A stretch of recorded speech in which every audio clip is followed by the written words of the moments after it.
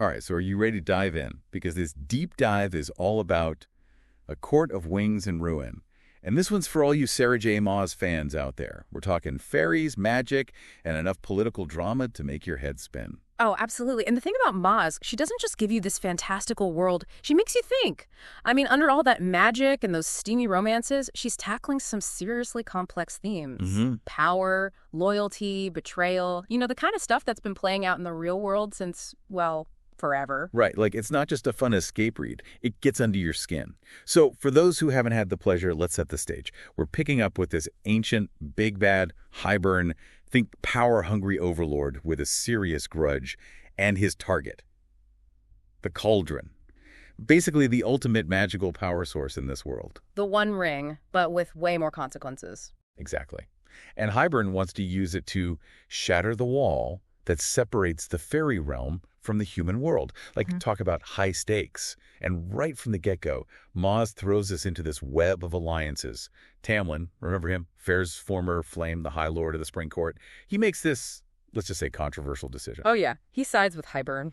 And tries to justify it as this necessary evil, right? Like, hey, if I play nice with this power-hungry maniac, I can protect my people. But it all feels so garage. And that's where Maas really makes you think. Can you ever actually justify siding with someone who's, morally questionable, even if you think it's for the greater good? I mean, it's a question that's plagued leaders throughout history.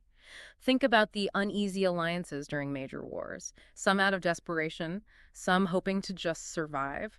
And that's where Tamlin's decision gets really interesting. Even if he thinks he's doing what's best for his court, he's basically inviting a wolf into the henhouse, putting his trust in someone who thrives on chaos. And let's not forget that scene where he allows Hybern's commanders to scope out the wall, like literally scout the best spots to break through. It's giving major Trojan horse vibes. Oh, totally. And speaking of bad news, those commanders, Jurian, Prince Dagdan, and Princess Branna, Maas doesn't just tell you they're bad news, she shows you. Just their descriptions. Chilling. Oh, tell me about it. Especially Jurian with that creepy, smug grin. It's like he enjoys inflicting pain. And did you catch how Maas describes their faces? Vacant, unfeeling. Just reading that sent shivers down my spine. Right. It's subtle, but so effective. That emptiness, that lack of empathy, it's chilling. Almost like they've become so used to cruelty it doesn't even register anymore. It's a scary thought, and one that's not too far off from reality, unfortunately. Uh-huh. And when you think about regimes, groups in power who are so used to wielding that power, they lose sight of the human cost. It's a cautionary tale for sure. And this whole power dynamic comes into play even more with the introduction of Feyre, that mysterious substance that can suppress Feyre's powers. Oh, yeah. Fabian. It's like kryptonite for Faye. Every time it's mentioned, you just know things are about to go sideways. Exactly. And it just adds this other level of tension to everything. But think about it. This Feyre isn't just this random thing. It's like a metaphor for how those in power, they control, they silence. Like, think about governments censoring information, anything to keep control, It's unsettling. Definitely unsettling. And remember when Fairy realizes her food and drinks are being spiked? It's like straight out of a spy thriller. Right. A reminder that for some people in power, they'll use any means necessary to maintain control, even if it means deceiving those they're supposed to be aligned with. It all eventually leads to the Spring Court falling apart. Feyre has to escape. It's this turning point. It becomes so clear how fragile these alliances are, especially with that much power at stake. It's like watching a train wreck in slow motion. Feyre's trying to protect herself, but Tamlin's decisions, the tensions, it explodes. And you have to remember, Feyre's still dealing with the trauma of being Amarantha's prisoner. There's no way she's going to let herself be controlled like that again. Exactly. Like when she lures Camlin to her room, knowing he'll find her with Lucien, she's playing a dangerous game. But it shows she'll do whatever it takes to break free from Tamlin and protect herself. She's not the same Feyre who was a captive in the Spring Court. She's taking charge, even if it means burning bridges, facing the unknown. So the Spring Court's in ruins. Her supposed ally is now holding her captive. Where does Feyre go from here? Well, that's where the real adventure starts. She has nowhere else to turn. She's got to find new allies, and that leads her straight to the Winter Court. Which, if you don't know, is about as different from the Spring Court as you can get. You said it. We're talking hidden agendas, power plays. You don't know who to trust. Sounds a lot like stepping into enemy territory. Pretty much. And keep in mind, Feyre still sees Rhysand as the bad guy. She's walking into what she thinks is the lion's den, completely clueless about the truth that's waiting for her. And don't forget, she's still dealing with the Feybane. It's not just about her powers being suppressed. It's like she's cut off, alone, vulnerable. Imagine not being able to feel that connection to those you love, Just silence. It's brutal.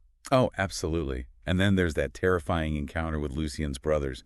Talk about a warm welcome. Seriously. Drugged, injured, completely alone in hostile territory. It's amazing she made it out of there. It shows just how resilient she is. But it also shows how power can corrupt anyone, even those who are supposed to be family. Right.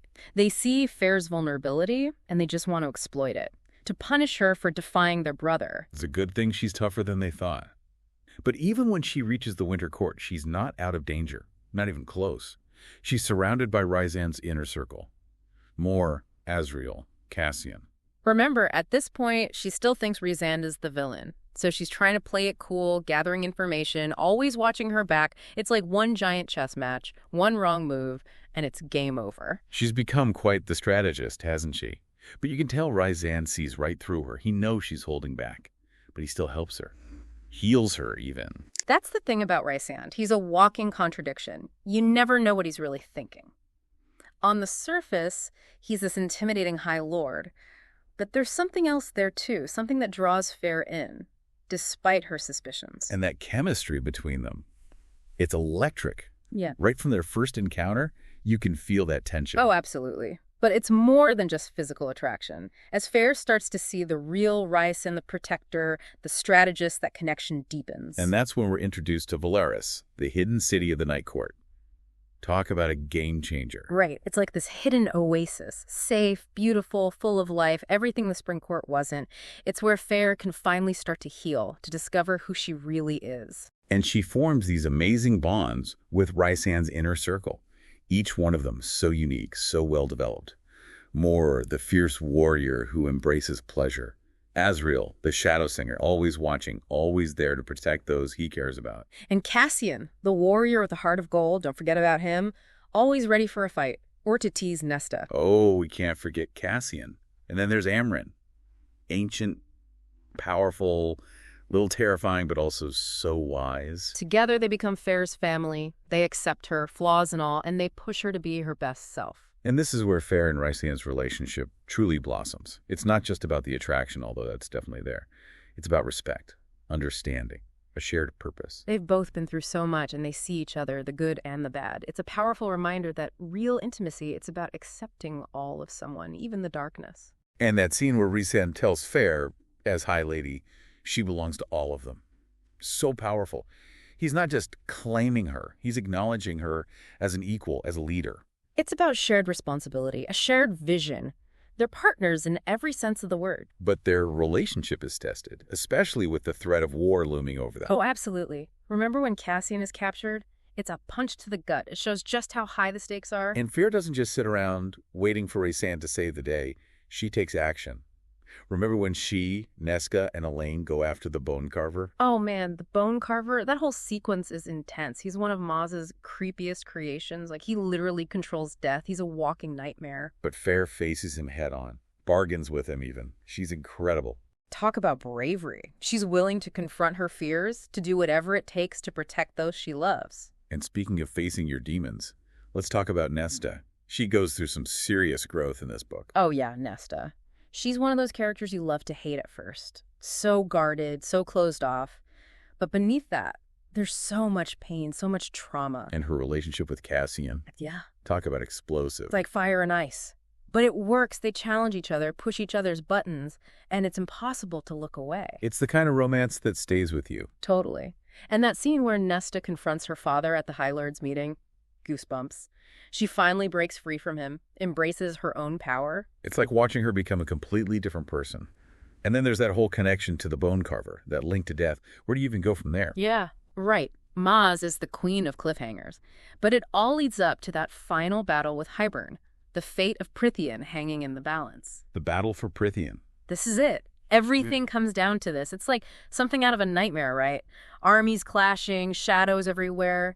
Maas doesn't hold back on the details. You're right there on the battlefield with Feyre as she realizes just how brutal, how devastating this war really is. It's one of those moments where you have to remind yourself to breathe and just when you think it can't get any worse, that Hybern's won, a fleet of ships appears. But not just any ships. Oh no, these aren't your average ships. This is the human armada led by none other than Feyre's dear old dad. Talk about a family reunion. The ultimate backup. It's a game changer, not just in terms of the battle, but for Feyre too. Exactly. Strategically, it gives them a fighting chance, but it's more than that. It's about bridging that divide between Fae and humans. It's a reminder that even when things seem impossible, even when all hope feels lost, alliances can emerge from the most unexpected places. Just like in the real world, right? Absolutely. But let's not forget, Hybern still has the cauldron. And he's not afraid to use it. He's a terrifying villain. Yeah. So powerful, so driven by this need for power. He's like the embodiment of what happens when ambition goes unchecked. When someone craves power so much, they'll sacrifice anything to get it, even the lives of their own people. It's a scary thought. But even facing that, Feyre never gives up. Not for a second. Oh. She never loses sight of what's important. And she doesn't just fight with brute force. She's smart, strategic. She uses her connection to the cauldron, her understanding of magic, to outmaneuver Hybern. And when she finally reclaims the cauldron, it's this moment of pure triumph. It's such a powerful moment in the book. And what's even more amazing is that she doesn't use its power for herself. Yeah. She heals it, restores it. It shows her true character. She's not interested in power for power's sake. She wants to protect, to heal. Right. Even after everything she's been through, she still believes in hope, in redemption. It's inspiring. But even with Hybern defeated, the war won, it's not all sunshine and roses, is it? There's a cost, and everyone feels it. There's that scene with Rysand. When he admits his part in those children's deaths, it's heartbreaking. A reminder that even those fighting for good, even our heroes aren't perfect. They make mistakes. And those mistakes have consequences. Mm-hmm. It adds this whole other layer to the story, makes it more realistic, you know? We want to believe in heroes and villains, good and evil, but the world's just not that simple. Exactly. But the important thing is that Rysand owns up to it. He doesn't hide from his past. He faces it head on, no matter how painful it is. And that's why we love him, right? He's flawed, he's made mistakes, but he's trying to be better. He's trying to atone for his past. And in the end, it's Feyre, a human, who leads the charge in creating that new treaty between Fae and humans. That's huge. It's about breaking down those old barriers, building something new. And it's not perfect, but it's a start. And it gives you this sense of hope that maybe, just maybe, they can create a better future together. One where they're not defined by the wars of the past. It makes you think about our own world, about the divisions that seem so ingrained. It makes you wonder, what can we learn from Feyre? What can we do in our own lives to bridge those divides, to fight for a better future? Something to think about, right? Absolutely. It all comes down to choices. What will we choose? That's the question Maas leaves us with. And it's one we should all be asking ourselves. That's A Court of Wings and Ruin for you. A story about magic, yes, but also about the choices we make, the people we fight for, and the hope that even in the darkest of times, we can find a way to build a better world.